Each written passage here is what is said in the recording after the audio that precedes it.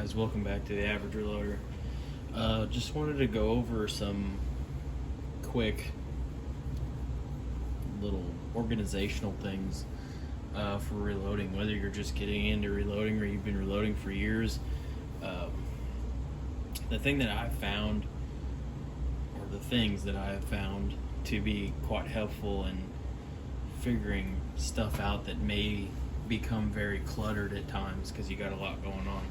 So this is what I consider my prep bench,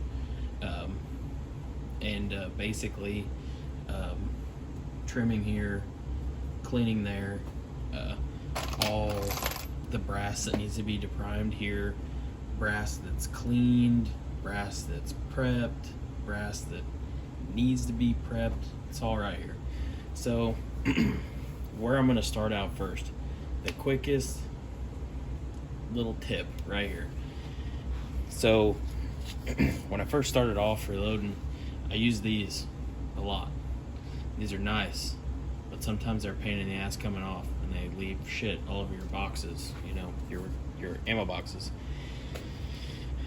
Best hack I found, the little thumb tab post-it note deals. You just write what you want on there, cover it with tape, throw it in the box. Voila, peels right off. Easy. I mean, and you can buy a whole pack of these for $5. They'll last you a whole year, you know. So, and then obviously the tape, it lasts for a long time too. So that's tip number one, hack number one, whatever you want to call it. Second thing, keep a notebook with just all the stuff you're doing in it, you know, whether it's load development or you got case capacity on here, you know, from fire form to non-fire form brass. Just keep everything on there that you need. I mean, because you always got something to go back and reference, because sometimes you'll just be like, well, you know, I don't remember what that was, or I didn't write it down or anything like that. Just always keep notes. It makes it so much easier. Just, you know, whatever you got loaded up, you know, if you forget to write it down, you're like, oh, I didn't write it down in the box when I took it to the range with me. I don't know what was what. You know, you can always go back and just say, hey, there's my load, you know. So it's stuff like that. So just get a cheap little notebook, keep notes, you know, keep track of stuff. One of my main things that I really like to do with this was, once I find a load that really works, I write it down. Best thing ever. Right there. You'll never forget. So, number two. That's number two.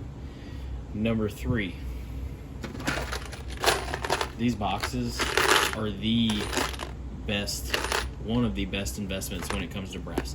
If you're reloading for a bunch of different calibers, I have, if we're not counting rimfire, I have one caliber, one cartridge that I have that I don't reload for. And that's 257 Roberts. I don't, not that I don't plan on reloading for it, but I don't shoot it near enough to justify reloading for it right now. So of course I'm saving the brass, but neither here nor there. Label these, throw the brass in them, and if you don't remember what's in here, that's when you throw in here what needs to be done.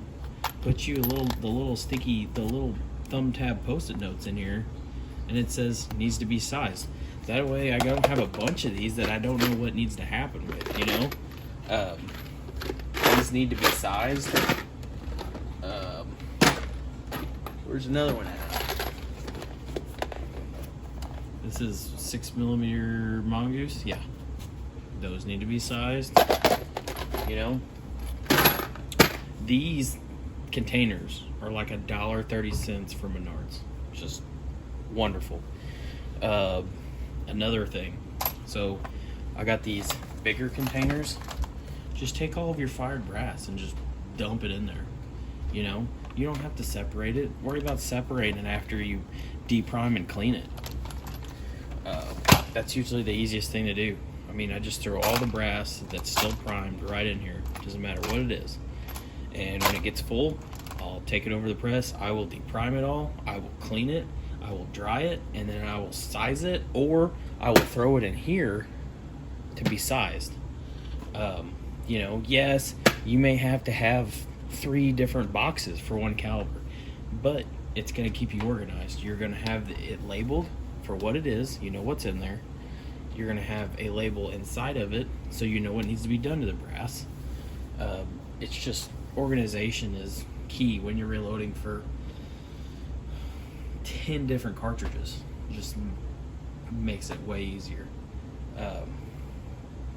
So that's number 3, if we're keeping count. Here's number 4.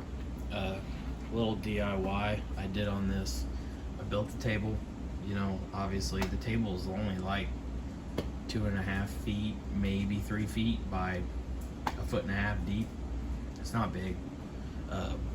Just, you know, trimming is just a mess, and I was just tired of all the trim shavings getting everywhere.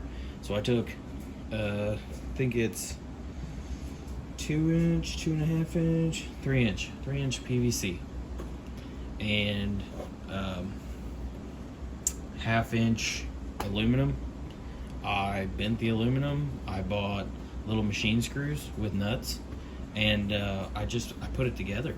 I mean, right here, I cut it in thirds. I cut it in half at first, and I put the lower half down here as a trough. Let me get you guys down there. As a trough to catch the brass shavings at the bottom, okay?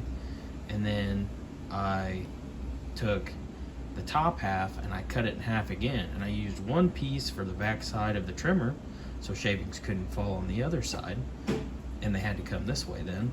And then I made sure to bring this up. Really, in reality, I could put another one on here just to keep what comes over that, because there is a little bit that comes over that. But with me standing there, it basically just hits my shirt and just falls down in the bucket. That's another thing. Just put something right down there to catch it. You know, even though it doesn't actually always fall down in there, I got a brush over here. I just brush it down in there. Good to go. I mean, there's like, I don't know, $15 invested there. I mean, it's nothing crazy. So just a little DIY brass shavings catch for, you know, for trimming. You know, that's number 3. Not a really organizational deal, but it's for mess. So other than that, that's pretty much it. I just wanted to do a quick little video on some of this stuff that kind of makes my life easier. I do have another one.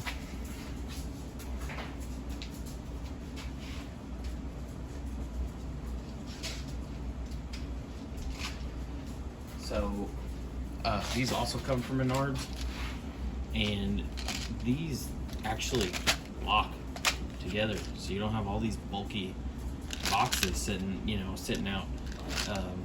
You can fit like probably 400 bullets in these things, depending on what they are. I mean, these are 65 grain VMAXs. You probably almost fit 500 of those in there. I think there's actually 200 in there right now. But you know, these are super cheap. I think these are like under $1 or $1. You know, they used to be when I bought them. And like, you can take the box, just cut the stickers off the box and just slap them right on there, or just make labels. You know, they're just super easy. They stack. You don't have to worry about them falling over, you know, because they lock together. But it's just super nice for stuff like that. But it's just a couple tips and tricks.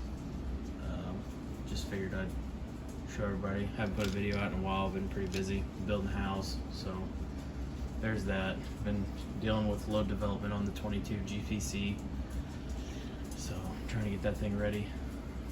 So, but yep, just a little update, kind of show you guys I'm still here, still kicking, just living the dream. So I'll catch you guys next time. See ya.